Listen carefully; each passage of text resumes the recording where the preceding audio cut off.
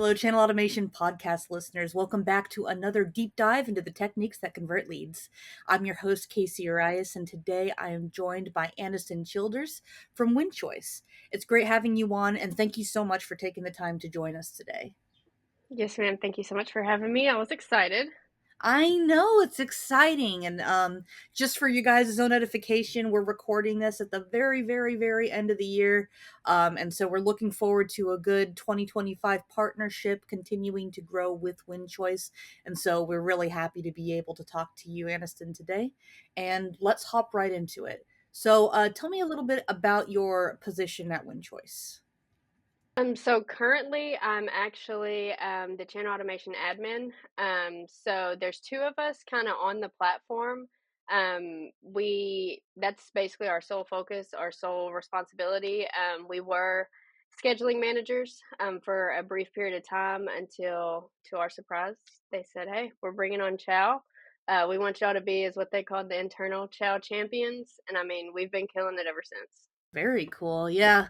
Internal Chow Champions is right. And it's one of those things where when you are dealing with like a very heavy new platform, you want to make sure that you do have a champion and somebody who's able to work full time in order to integrate something new like that into the system. And one of the examples I always use is Salesforce or any other kind of CRM. People don't really give any kind of like marketing platforms or text communication platforms that same attention.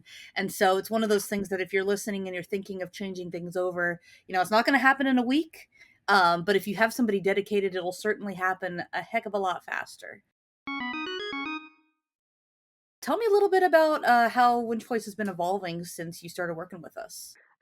So I think that Winchoice is actually working with channel automation. Before I kind of dived into it, they did have, you know, it's kind of how you said Salesforce. There wasn't anyone to really sit there besides the channel automation team. Obviously, y'all do amazing at explaining the platform.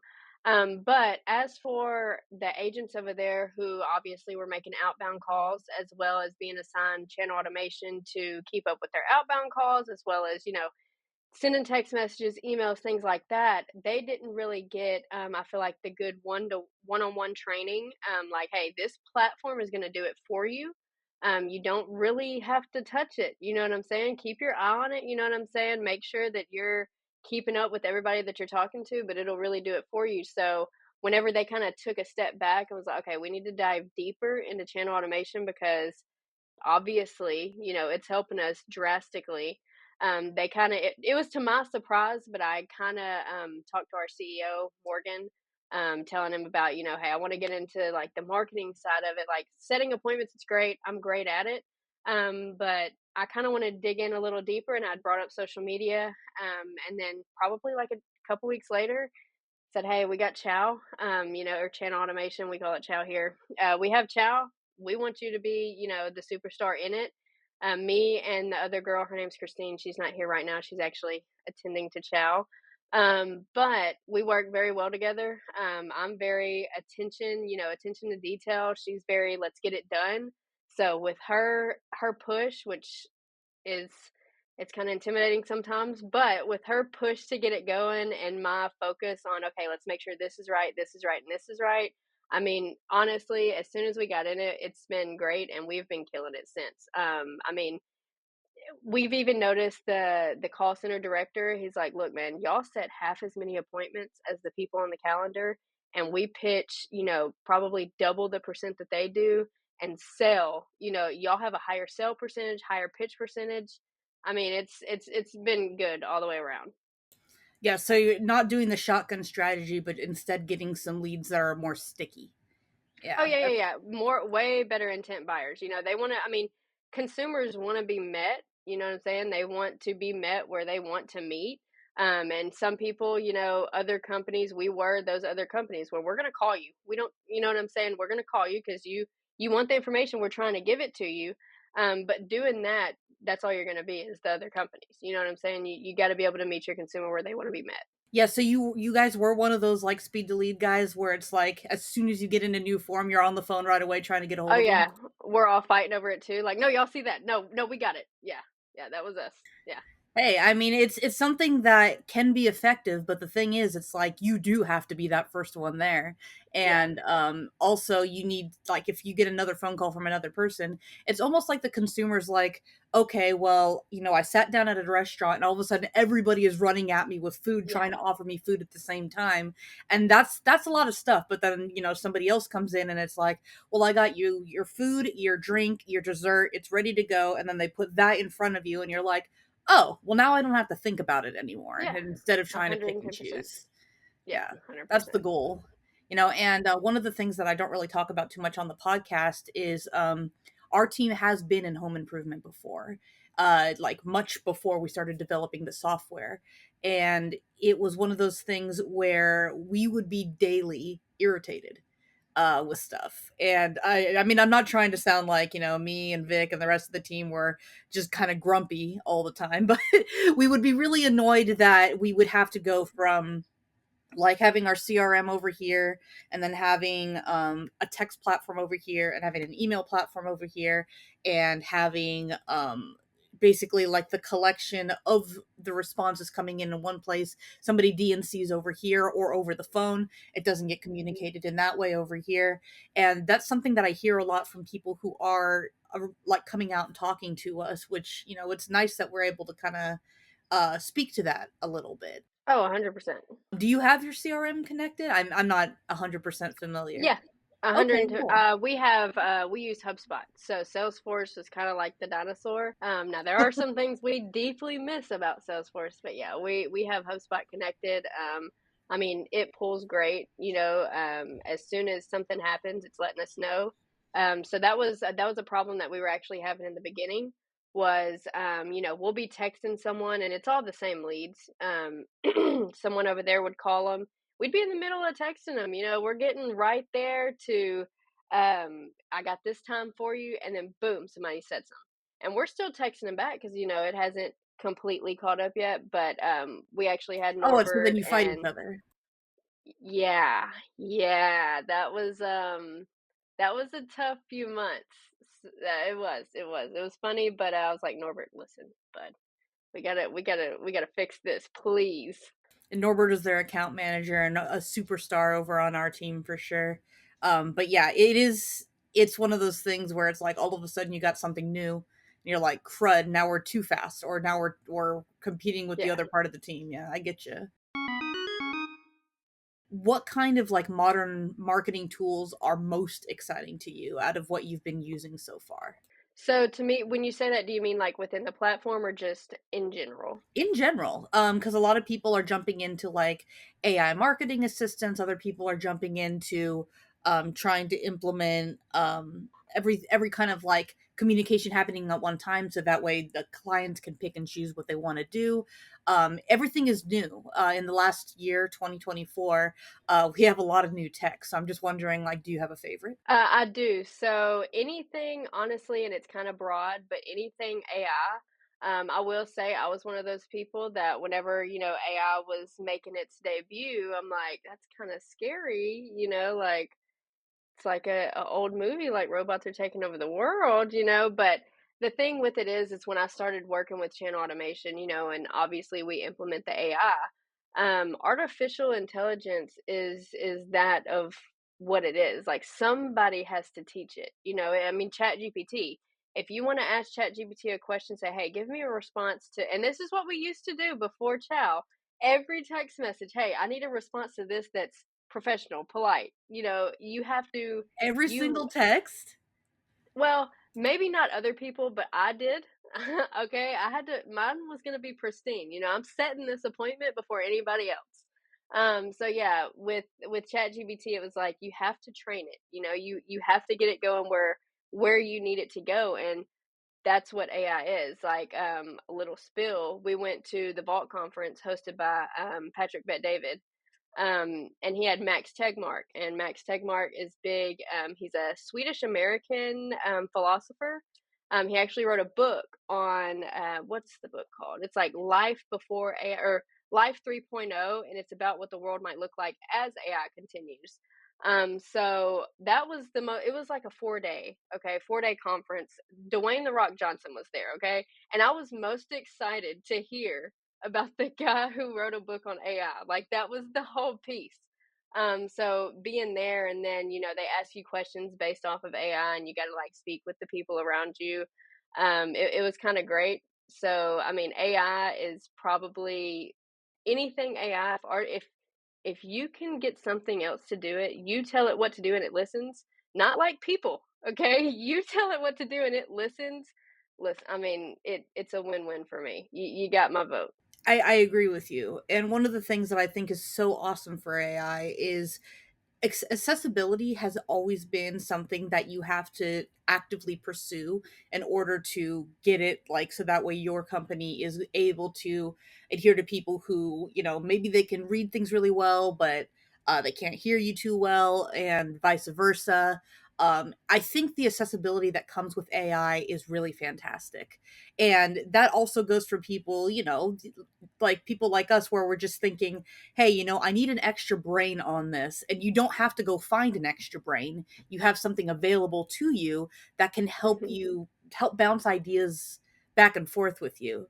I think that Oh, that's yeah. really, really cool. And I think people who are scared of AI are valid, to a certain extent as well, because, it is taking care of a lot of things that people in the past have had to wade through, but I think it's a lot of things that people have also been struggling through as well, and it's made it easier. So I like Oh, what you yeah. said about that. And so you weren't excited to see Dwayne the Rock Johnson? You were like, I I want to mean, hear about the AI. he's cool. I listen to his voice daily on Moana because my kid loves Moana. So it's like, you're cool, love it. Where's Max? So There I you mean, it was go. great. But I'm more of I like once I focus on something, it's probably my ADHD, but once I focus on something, I'm in on it. So whenever they gave me chow, I took it a little bit heavier.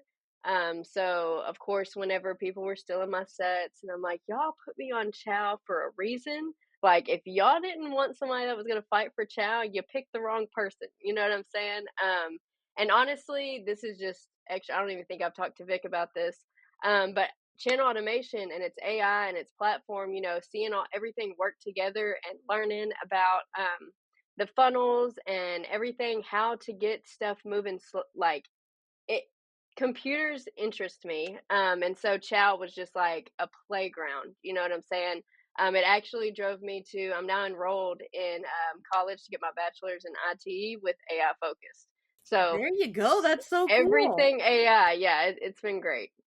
I didn't know they have an AI focus thing. I guess that makes a lot of sense now. Well, it's brand new. I go to Western Governors University. It's online because obviously I'm here all day and I'm a parent at night.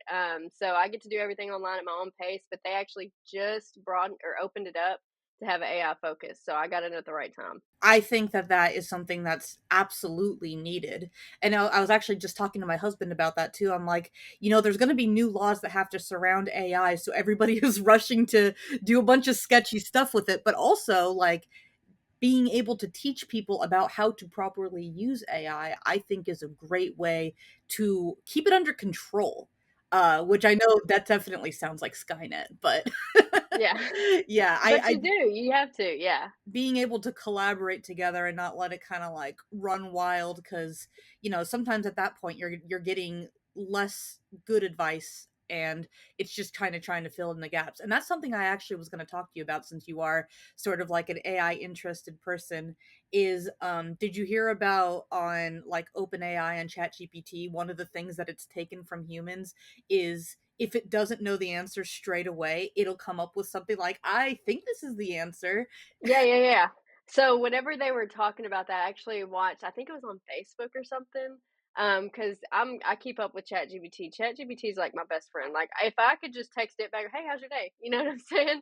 But I was actually reading that, and it's like the more that they give it, like, I don't know how to explain it. Not the more that they make it human, but the more that they give it to be original, and basically, transparent.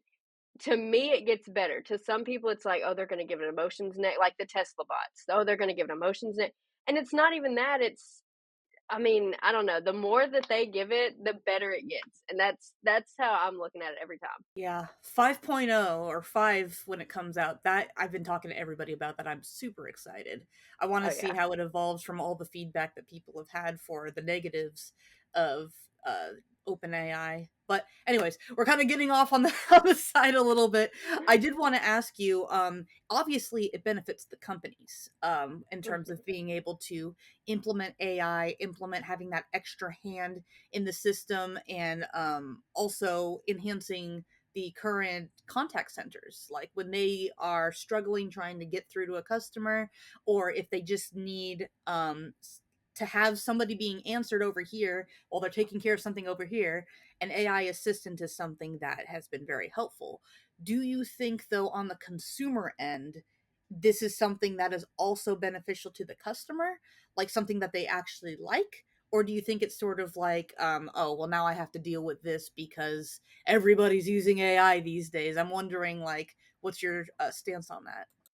I think that it's beneficial, in a way of our buyer's persona. So a lot of people, since we are in the home improvement industry, a lot of people think that your target audience is some like middle age, probably 50, 60, male.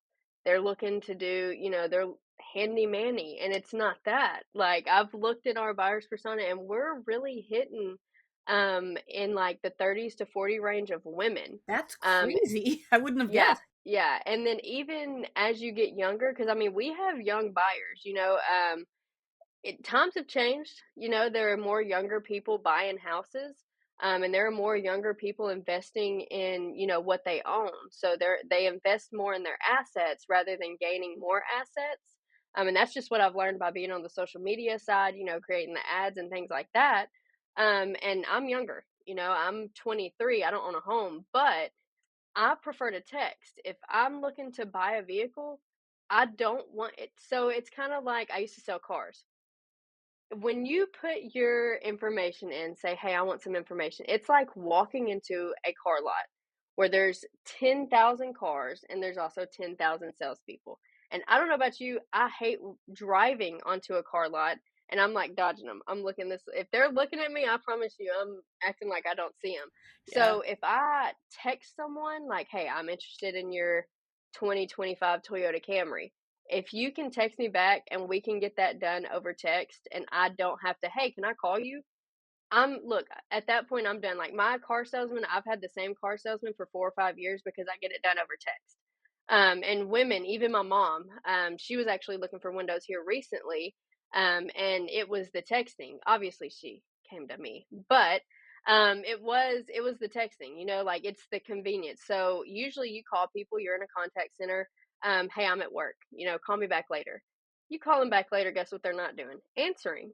You Yeah, because text they're people at tired work. and they don't wanna deal with any more thinking at the end of the day, and I've been telling people Exactly. that. I was like, "Okay, I'm not gonna go off on a tangent," but yeah, But go no, ahead. you're seriously, like, they're once they get off the phone, first of all, they forgot that conversation because 'cause you're the 15th person that they've talked to. They forgot that conversation 5 minutes off you after you got off the phone. I have people who will text in, say, "Hey, I'm at work, but I can text." And for the people who use AI or even I'm gonna say channel automation, for the people who use a platform, channel automation or like that, you have an advantage there. Like they're at work where somebody's getting, "Hey, I'm at work. Call me back." Click. You're getting, "Hey, I'm at work, but I can text." So I mean, it's really in the home improvement industry, especially with it being for us at least, being women.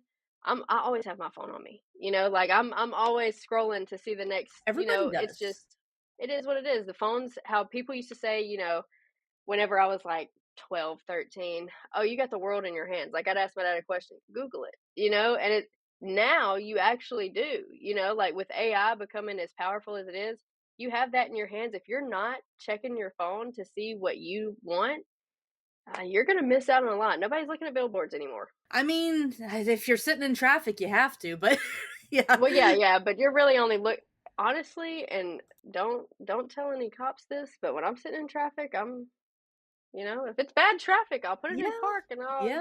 let's see what's going Well, on. I mean, I'm sure you're not looking at your phone, you're using voice to text, right? Yeah, Yeah, of 100%. course. Yeah, Apple CarPlay is what it is.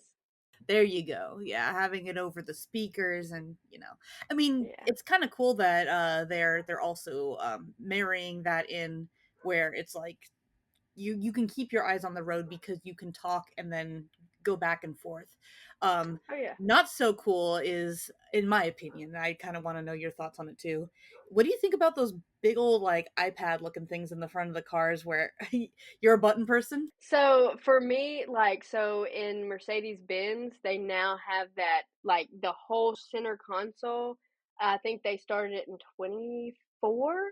Instead of taking like the screen that goes across, you have your speedometer and then it goes across to the screen. It's like, no, it's like a huge iPad. Like the size of my MacBook here is like fully flattened and right there. I can't, I'm not one of them. I need to Okay, here's the thing. My radio, I can have it touchscreen, but my air controls, no, I need my buttons for that. I need my turn knobs. I need all that. Well, I also think that trying to like look through it and try to find something while you're driving can be a little spooky. My ADHD's not letting me do that. But another thing is like you'll look, oh, the time's wrong. You know what I'm saying? And that for me is distracting. Like if I'm trying to be somewhere and I'm looking at the time and it's like showing me like right now it's 1:58. If my car hasn't adjusted to that time change and it's showing me 2:58, I'm freaking out because I'm late, right?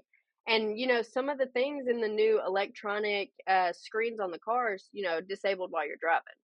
And it's like, oh, It's there's like, well, that. now I have no idea what's going on. Yeah, exactly. Now I gotta pull over. Now I'm gonna be even more late. Yeah. I was in a Tesla for the first time recently, as like on a lift, right?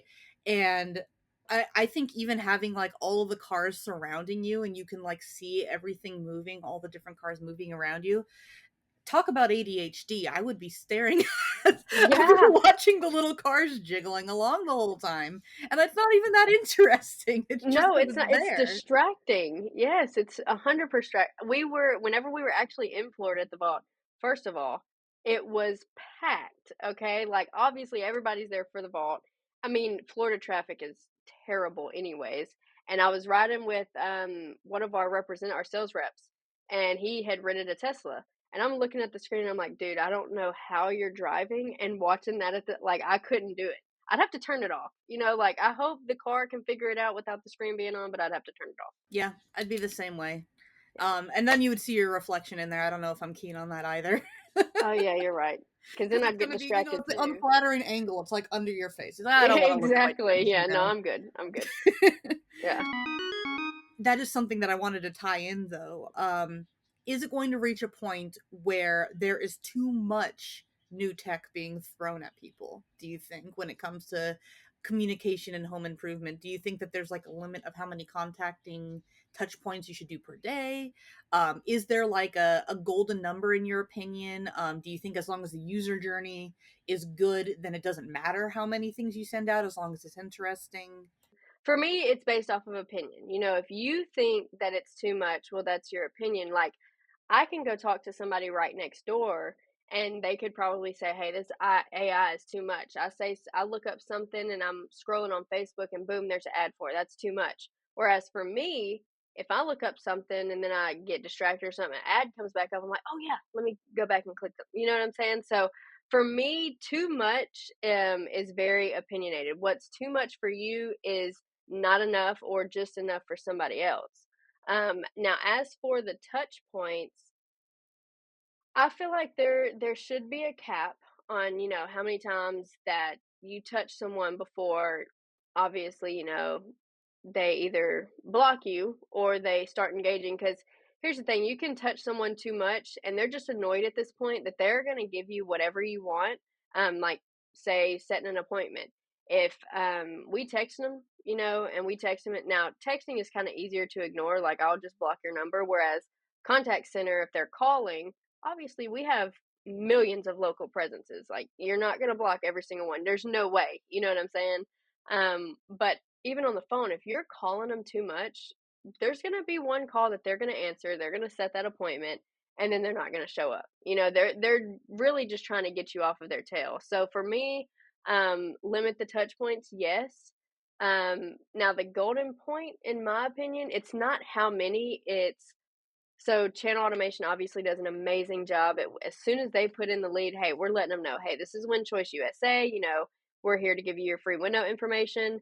And then I have asked Norbert, hey, if they don't respond back, I need you to send a text message an hour after they inquire, And as soon as we started implementing that, I mean, and that was just a spur of the moment. I'm like, I wonder how it would be if like an hour after, like they don't respond, let's just text them an hour after.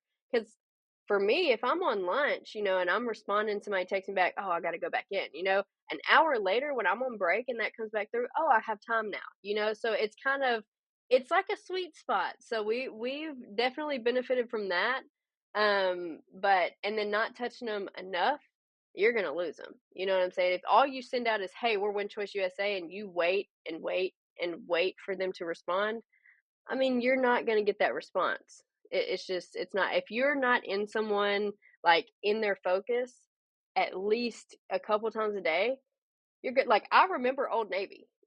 Old Navy is one of those that they're going to text you and they're going to text you and they're going to text you. I always remember Old Navy. So whenever I'm thinking of, I need a new winter jacket, where's the first place I'm going? Is Old Navy. Well, Old Navy texted me the other day and they have a 60% off, So, I mean, touching people too much is bad. Not enough is bad. So you kind of have to make your own sweet spot, and that goes for any industry, home improvement especially. Because I promise you, they're investing. They're the housing market. It in their mind it's going to crash. So let's go ahead and let's build up this. So it's just it's a sweet spot on all of them. I love the hour later contact stuff. That's such an interesting way of going about it. Oh yeah, it's worked. I almost wonder if it's like an hour later. I know you said like, okay, well now I'm on break, but maybe it has to do with like now everybody's got their calling out of the way for speed to lead, and I go back in there and Yep. you're like, hey, actually, I know all those Mhm. other guys were really annoying, but what about us? Yeah. Hey, we're only texting, because they don't know. Once everybody's calling them, they can't pick out who's Window World, who's Winchoice USA, who's Anderson. You know what I'm saying? They can't pick that out at that point. But whenever it gets silent, after everybody calms down and they're waiting for the next day to start hitting them again, and you send that little, hey, here we are. Yeah, I mean, it does work, and I feel like I'm giving out my secrets. I would, you know what, like my ears perked up on that, but that's the whole reason that we have experts on the podcast in the first place. We want to be Yeah. able to give people little bits and pieces of nuggets of information like, hey, maybe this works for you. And in your location, this has been very successful for you, but Yeah. maybe at a different audience, that wouldn't be successful for them. Mhm. Maybe if you're reaching out to people after a certain age limit or whatever, maybe you're not even reaching them at all. It all depends on context. And Oh so, yeah, 100%. yeah. That's And I my don't way of mind saying, no, that's not helping. the secret sauce. No, no, no, no, no, no, no. I don't mind helping. It's okay. We know what we're doing over here. We got it. Absolutely. And that's the main reason that we wanted to have you on is because you are very, very good at what you do, and not at all because you're singing our praises. No. Yeah, Just kidding. no. No. I don't know if Vic told you about it, but the other day, I was trying to message some people who had purchased from us, for the finance department. They had asked me, "Hey, I know that y'all set this over text message. They're not answering my text message, but maybe they answer yours because they remember your number." Well, obviously they did. Like they answered my text message, and I'm like, "Hey, is there any way I can get like a extra workspace, to keep them all in and da da da da." And the VP of marketing was like, "Well, you can use this for that." And I was like, or no, he said, "Why don't you use said platform instead of channel automation?" I was like, "I like channel automation more." And I mean, that was it. And he was like, "No, you're going to use said platform." And I was like, You're like, you're going to tell me that? "I'm sorry. I can't do it. It doesn't keep up like I need it to." I mean, it's not necessarily for everybody, but when it works, it really works. Oh yeah, 100%. I mean, and here's the thing, like I think we've been setting, we've been doing very good in channel automation.